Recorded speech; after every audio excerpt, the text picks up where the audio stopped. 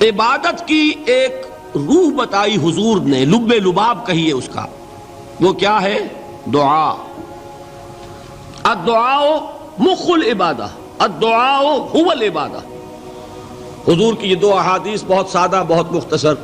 دعا ہی عبادت کا جوہر ہے۔ مخ کہتے ہیں ہڈی کے اندر جو گودا ہوتا ہے وہ مخ ہے۔ گودا جو ہے عبادت کا وہ کیا ہے؟ دعا۔ توحید فی الدعا کیا ہے؟ صرف اللہ کو پکارا جائے گا۔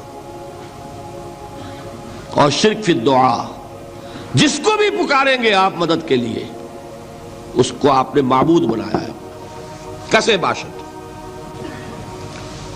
یہ مسئلہ سمجھ لیجئے، لا تدعو مع اللہ احدا، اللہ کے ساتھ کسی کو مت پکارو۔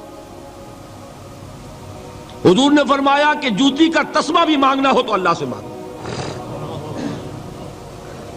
اللہ نے تو دروازہ کھولا ہوا ہے، جو چاہو مانگو، کسی اور سے مت مانگو۔ دیکھیے ایک علمی مسئلے اور ہوتے ہیں، یہ جو روحانیات کا معاملہ ہے، عالم ارواح میں کیا صورت ہے، ارواح صرف کہیں اللہ کے پاس کسی کولڈ سٹوریج میں ہے یا اس کا اس دنیا سے بھی کوئی تعلق ہے، یہ علمی مسائل ہیں۔ فرض کیجئے اس وقت کوئی ارواح یہاں موجود ہو، فرض کیجئے، میں اس کا انکار نہیں کروں گا، ہو سکتا ہے کہ ہو سکتا ہے کوئی روحانیت والا شخص بتا بھی دے کہ ہاں فلاں کی روح موجود ہے، ہوگی بھائی، اسے نظر آتی ہوگی، ٹھیک ہے۔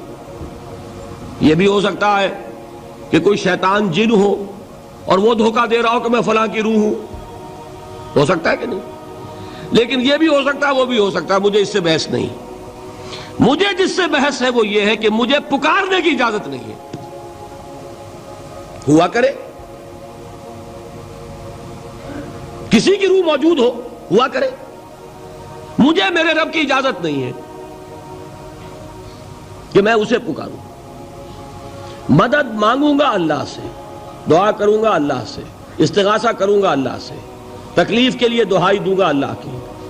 اب اللہ جس سے چاہے کروا دے، کسی روح کو بھیج دے، کسی فرشتے کو بھیج دے، مجھے کیا ہے؟ مجھے آم کھانے ہیں، پیڑ نہیں گننے۔ فلاں روح نے آگے کام کر دیا، کرے بھائی، میرا کام بننا چاہیے۔ اور فرشتہ آ گیا، اس نے کام بنا دیا، کرے، مجھے کیا غرض ہے اس سے، میرا کام بننا چاہیے۔ میرا مسئلہ یہ ہے کہ مجھے پکارنا ہے صرف اللہ۔ اللہ کو اس کی بھی قدرت ہے، کسی کو نہ بھیجے، نہ کسی روح کو بھیجے، نہ ملائکہ کو بھیجے، بغیر کسی کے جو چاہے کر دے۔ اللہ کا مرضی ہے، وہ چاہے کسی روح کو بھیج دے، کسی فرشتے کو بھیج دے، مجھے اس سے غرض ہی کوئی نہیں۔ مجھے تو اپنی تکلیف کا دور ہونا مطلوب ہے، اس کے لیے میں پکاروں گا۔ سمجھ رہے؟ دیکھیے میں سادہ ترین کر رہا ہوں مسئلہ، عبد القادر جیلانی کی روح یہاں ہے یا نہیں، حضور کی روح انور یہاں ہے یا نہیں، یہ تو علمی مسئلہ ہو گیا نا۔ یہ فرشتے یہاں ہیں کہ نہیں، کوئی اختلاف ہے؟ میں پکار سکتا ہوں اسے کہ بھائی ذرا میرا کام کر دینا ہے؟ یہ کروں گا تو شرک۔ موجود ہیں کرامن کاتبین ہے کہ نہیں؟ موجود ہونا نہ ہونا یہ مسئلہ علمی۔ جو اصل میں شرک سے متعلق مسئلہ ہے وہ یہ ہے کہ پکارنے کی اجازت نہیں۔ دیکھیے حضور کی ایک حدیث ہے، اور یہ ایک ہمارے لیے خوشخبری ہے۔ آج 8واں دن ہے، آپ اپنی نیند کی قربانی دے رہے ہیں، آ رہے ہیں، سن رہے ہیں۔ یہ حدیث بھی سن لیجئے، بشارت والی حدیث ہے۔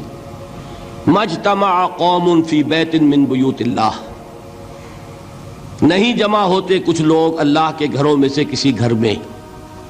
اس کا مصداق اول تو مسجد ہوگی، لیکن تقریباً تمام محدثین نے مانا ہے کہ صرف مسجد تک محدود نہیں ہے، سب گھر اللہ کے ہیں۔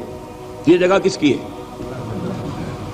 تو عام ہے یہ چیز، لیکن مسجد کا ہوگا تو وہ مصداق اول ہو جائے گا۔ مجتمع قوم فی بیت من بیوت اللہ یتلون کتاب اللہ ویتدارسونہ بینہم،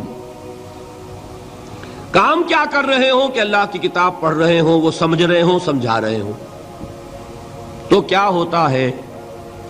الا نزلت علیہم السکینہ، ان پر اللہ کی طرف سے سکینت کا نزول ہوتا ہے۔ وغشیتہم الرحمہ، رحمت خداوندی انہیں ڈھانپ لیتی ہے۔ وحفتہم الملائکہ، فرشتے ان کے گرد گھیرا ڈال لیتے۔ وذکرہم اللہ فی من عندہ، اور اللہ ذکر کرتا ہے ان کا ملائکہ مقربین کی محفل میں۔ دیکھو تم کہتے تھے یہ انسان بڑا گھٹیا ہے، میرے وہ بندے اس وقت میرے گھر میں جمع ہے صرف میرے کلام کو سمجھنے کے لیے۔ اللہ فخر کرتا ہے اس میں، ذکر کرتا ہے اللہ۔